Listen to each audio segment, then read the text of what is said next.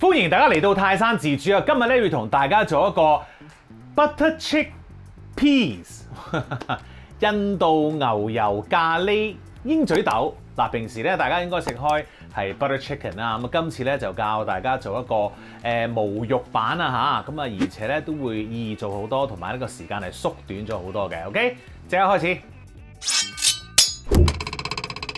第一樣要處理嘅咧就係洋葱啦，咁啊我哋唔需要用太多嘅，半個咧都 OK 啦。跟住咧我哋就要將佢切粒啦，搞掂。跟住你咧就去磨埋一啲蒜蓉啦，同埋薑蓉咧，咁你切切剁剁嘅功夫咧，經已係搞掂噶啦。因為其他嘢咧都係可以用罐頭做嘅，非常之方便嘅。OK。好啦，咁我而家咧可以開始煮噶啦噃。首先咧開咗個爐先啦，咁我哋咧就用一個煲去做嘅，因為咧一陣咧都要煮下嗰個汁噶噃。咁啊，當然我哋牛油咖喱咁啊，梗係有啲牛油啦。要將佢切粒粒咧，咁啊容易啲溶啦。哇，爭啲唔記得開抽氣先。好，牛油起泡之後，我哋可以落我哋嘅洋葱啦。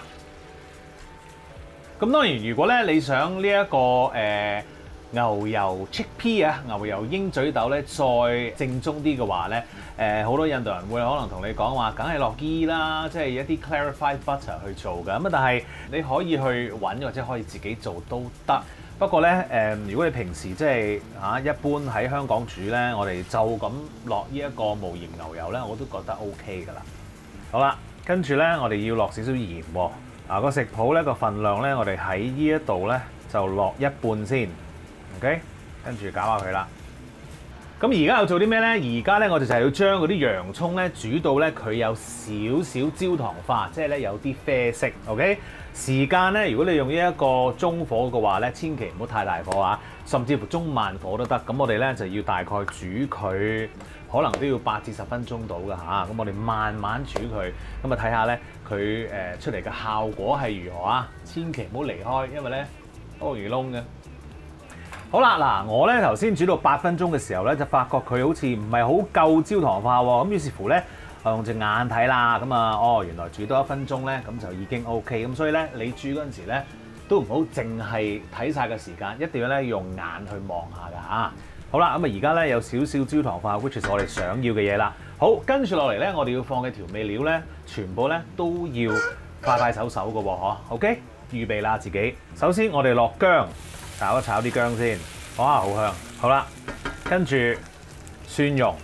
嗱，呢個時候咧，如果你想嘅話咧，你可以個火啊較細啲嘅，細火咁樣去慢慢煮。今日咧，我哋唔想整燶嗰啲蒜蓉啊。好，跟住咧，我哋就落我哋嘅調味料咯噃，孜然粉 cumin， 跟住咧個 garam masala， 即係一啲印度嘅雜錦調味料啊嚇。然後咧有呢一個 cinnamon powder 肉桂粉，炒一炒咯喎。好啦，然後咧呢一個咧就睇下你想唔想啦，少少辣椒，咁啊調翻少少味出嚟 ，which is 我覺得係好食啲嘅。好，跟住罐頭出場啦，罐頭番茄撈勻佢啦。咁呢個咧係一粒粒番茄，咁其實咧佢哋已經晨早切好咗㗎啦。OK， 好啦，跟住咧我哋要落嘅一個材料咧就係 Greek yogurt 啦。喺呢一個超級市場咧，你會見到咧好多呢啲Greek yogurt 啊，咁寫住 Greek yogurt、Greek 咩咁，但係咧你細心留意咧，佢係寫住啲 Greek style， 即係話佢唔係 Greek yogurt。咁所以咧你買嗰陣時咧，一定要睇清楚。我買呢一隻咧就係 100% Greek yogurt 嘅，嗱我筆咗落去先，佢肥美好多嘅。而傳統嘅 butter chicken 咧，即係嗰個汁咧就一定係要落 yogurt 嘅，見唔見到啊？呢一個 100% Greek yogurt， 所以咧你哋要留意啦嚇。OK， 好，仲有，好，跟住咧我哋攪勻佢。好啦，跟住咧最後一樣嘢加嘅咧就係 tomato paste。咁呢個時候咧我哋可以開翻大啲個火啦。好，跟住咧我哋冚蓋，留翻一條罅先。煮滾咗之後咧，我哋就轉細火。再煮多佢咧，大概8至10分鐘，等啲味道咧融合下先。OK， 好啦，用細火我哋煮咗佢8分鐘啦。哇，正啊！撈一撈佢先。Very nice。跟住落埋剩翻嗰啲鹽。咁點解要分開落咧？其實頭先冇講嘅，嗰啲鹽落咗洋葱嗰陣時咧，係會幫助佢嗰啲糖分快啲出嚟嘅。咁我哋就可以縮短將嗰個洋葱焦糖化嘅時間啦。咁亦都俾到一少少味嗰個洋葱啦。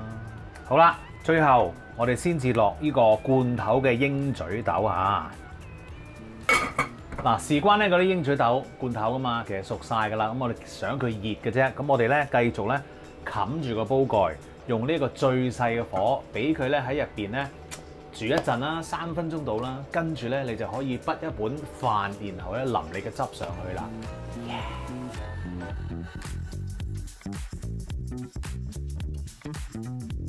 食得啦 ，yeah， 正，哇，開心開心。